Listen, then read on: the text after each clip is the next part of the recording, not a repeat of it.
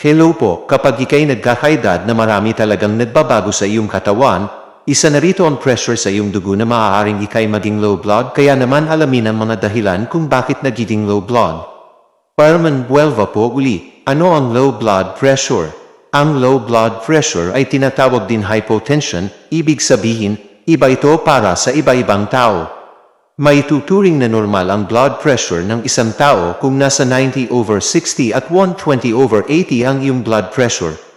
Ang healthy blood pressure reading sa iyong katawan ay base sa iyong medical history, edad, pangkabuuang kondisyon. Ang iyong doktor ay maaari kang i-diagnose na mayroong low blood pressure kung ang iyong reading ay nasa 90/60 at mayroon kang ibang sintomas katulad ng mga sumusunod. Panlalabo ng mata, confusion o nahihirapang makapag-concentrate, nahihilo, nahihimatay, nagsusuka at nanghihina. Agad na magpatingin sa doktor kung nakakaranas ng mabilis na pagtibok ng puso, hirap sa paghinga, malamig na balat. Ang mga ganitong sintomas ay maaaring indikasyon ng shock at isa itong medical emergency. Sanhi ng low blood pressure. Marami ang pwedeng pinagmulan o sanhi ng pagkakaroon ng low blood pressure.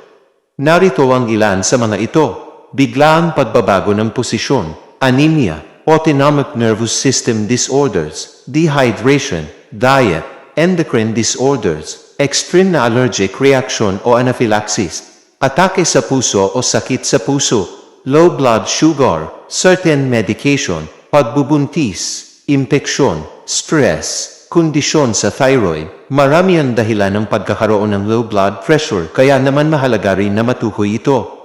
Agad na magpatingin sa inyong doktor kung nakakaranas kayo ng mga sintomas na nabanggit kanina.